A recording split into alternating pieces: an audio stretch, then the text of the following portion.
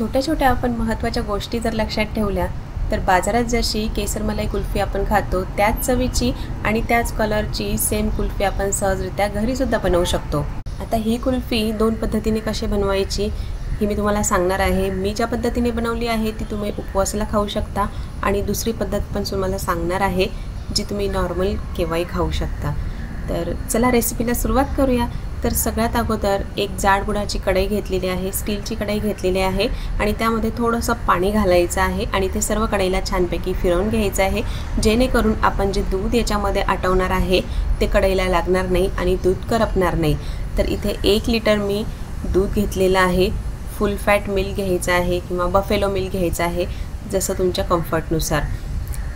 पण कुल्फी किंवा आईस्क्रीम बनवताना फॅट कंटेंट जास्त असलेलं दूधच वापरा, त्यामुळे छानपैकी आईस्क्रीमला कुल्फीला क्रीमी टेक्स्चर येईल। तर आता इथे दूध आपल्याला तापत ठेवायचं आहे। मोठ्या गॅसवरती दूध तापवून घेतलेलं आहे। एक उकळी दुधाला आली की गॅस कमी करायचा आहे आणि त्यानंतर मंद आचेवरती आपल्याला हे दूध आटवत जायचं आहे। आता ही पारंपरिक पद्धतीने इथे मी बनवते आहे। गॅसची फ्लेम मंद करून आपण हे दूध आटवत जायचं आहे। 15 ते 20 मिनिटांनी इथे तुम्ही बघू शकताय अर्ध्यापेक्षा कमी दूध उरलेलं आहे आणि थोडंसं आपण अजून ते आटवून घ्यायचं आहे। तुम्ही बघू शकताय जी मलाई येते दुधावर ती आपण पुन्हा उचटीच्या साहाय्याने त्या दुधामध्येच घालायची आहे। आता त्यानंतर याच्यामध्ये एक 7 ते 10 केशरच्या काड्या घातलेल्या आहेत, जास्तसुद्धा घालू शकता, त्याने छान कलर येतो आपल्या दुधाला, कुल्फीला, आणि हे पुन्हा आपल्याला आटवत जायचं आहे। आता याच्यामध्ये तुम्ही जर तुम्हाला इथे उपवासासाठी बनवायचं असेल तर मी जी पद्धत दाखवते तशीच करा, पण जर तुम्हाला ही नॉर्मल इतर वेळेस खायची असेल तर यामध्ये तुम्ही कॉर्नफ्लोअर वाढवू शकता किंवा हलकं 1 चमचा मतलब 1 टीस्पून गव्हाचं पीठ थोडंसं भाजायचं आणि यामध्ये घालायचं आहे। त्यानंतर दूध जोपर्यंत आपलं आटत आहे तिथे आपण साखरेचा कॅरॅमल बनवून घेऊ। दुसऱ्या सुक्या पॅनमध्ये आता 1/3 कप साखर घेतलेली आहे। कमी जास्त तुम्ही थोडीफार करू शकता। ती साखर आपल्याला सुक्या पॅनमध्ये घालून घ्यायची आहे, थोडी पसरवून घेतली आहे आणि गॅसच्या फ्लेमवरती आता ही ठेवायची आहे। गॅसची फ्लेम मोठी केलेली आहे आणि आता साखर आपल्याला कॅरॅमलाइज करायची आहे, त्यामुळे साखर लगेच इथे हलवायची नाही आहे आणि यामध्ये पाणी घालायचं नाही आहे। तर तुम्ही बघू शकताय एक 3-4 मिनिटानंतर साखरेला असं पाणी सुटत लागलेलं आहे। त्यानंतर आपण ती आता हलवून घेणार आहे, मिक्स करून घेणार आहे। तर आता इथे गॅसची फ्लेम कमी करायची आहे, कारण यानंतर ही प्रोसेस लवकर होते। गॅसची फ्लेम मोठी असेल तर हे कॅरॅमल करपेल आणि त्यामुळे याची चवसुद्धा बिघडेल, जेणेकरून मग कुल्फीची चव बिघडेल। त्यामुळे कमी गॅसवर आता इथून पुढची प्रोसेस आपल्याला करायची आहे। कमी गॅसवर केलं की याचा सुगंध आणि कलरसुद्धा खूप सुंदर येतो। तर इथं तुम्ही बघू शकता हळूहळू साखर वितळायला लागलेली आहे आणि छान असा सोनेरी कलर या कॅरॅमलला यायला लागलेला आहे। पूर्णपणे साखर वितळलेली आहे। तर आता हे गरम जे कॅरॅमल आहे ते आपण उकळत्या दुधामध्ये घालायचं आहे।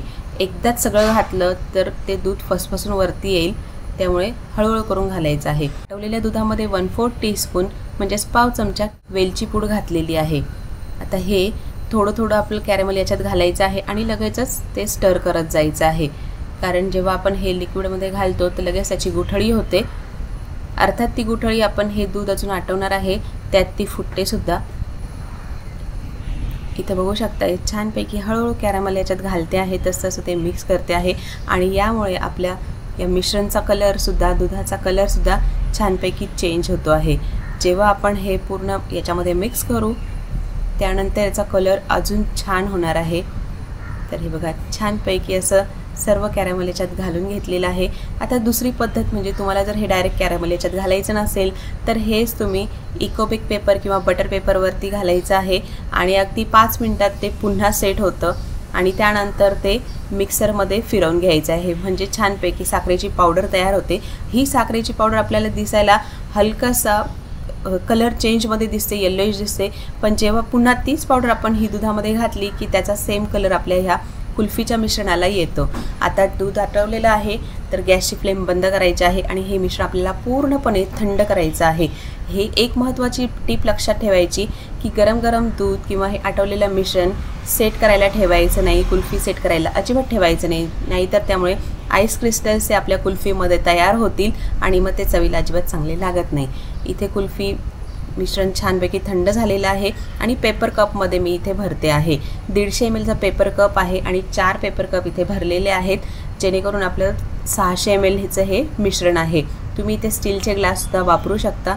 आणि त्यानंतर आता हे सिल्वर फॉईलने आपण पूर्णपणे पॅक करून घ्यायचे आहे. आता तुम्ही लगेचच याच्यामध्ये आईस्क्रीम स्टिक्स घालूनसुद्धा सेट करू शकता, किंवा मी हे असं सेट करायला ठेवते आहे. 8 ते 10 तास हे फ्रीझरमध्ये सेट करायचं आहे. आता साधारणतः 10 तास झालेले आहेत, तर हे मी पुन्हा फ्रीझरच्या बाहेर काढून घेते आहे आणि आपल्याला आता ह्याचे रोल कट करून घ्यायचे आहेत. तर इथे हे मस्तपैकी सेट होतात आणि इथे कुठेही आईस क्रिस्टल्स याचे आपले तयार होत नाही. आता ह्या मिश्रणामध्ये तुम्ही मिल्क पावडरसुद्धा वापरू शकता. इथे मी घातलेली नाही आहे. सुरी अशी मधोमध याला रोवून घेतलेली आहे आणि त्यानंतर असं हाताच्या गरमीने ग्लासला उष्णता द्यायची आहे, जेणेकरून त्याच्या साईड सुटतील. किंवा इथे थोडासा मी इथे पेपरला कट घेऊन घेतलेला आहे आणि पूर्णपणे असा हा पेपर कपमधून ही कुल्फी आपल्याला बाहेर काढून घ्यायची आहे.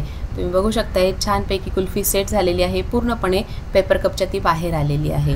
आणि त्यानंतर रोल छानपैकी कट करायचे आहेत. आता उष्णता खूप आहे, त्यामुळे ही कुल्फी जरा वितळायला सुरुवात होते. हे तुम्ही ACच्या रूममध्ये जर काम केलं तर ती लगेचच काही वितळत नाही. तर बघा छानपैकी असे रोल कट केलेले आहेत.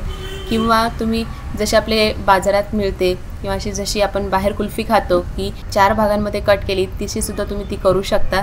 तर 4 कुल्फीच्या काड्या याच्यामध्ये मी घातलेल्या आहेत आणि त्यानंतर आपण ह्या छानपैकी कट करून घ्यायचे आहे. तर फ्रेंड्स, आजची रेसिपी बनवायला खूप सोपी आहे. तुम्हाला कुल्फी प्रीमिक्स जर शिकायचं असेल तर त्यासाठी कमेंट नक्की करा. तीसुद्धा मी तुम्हाला रेसिपी लवकरच दाखवेल. तर ही उपवासाला खाल्ली जाणारी केसर मलाई कुल्फी घरच्या घरी सहजपणे तयार होते. तर नक्की करून बघा आणि रेसिपी आवडली असेल तर लाईक, शेअर आणि सबस्क्राईब करायला विसरू नका. पुन्हा भेटूया अशाच एका नवीन व्हिडिओमध्ये. तोपर्यंत बाय बाय, टेक केअर.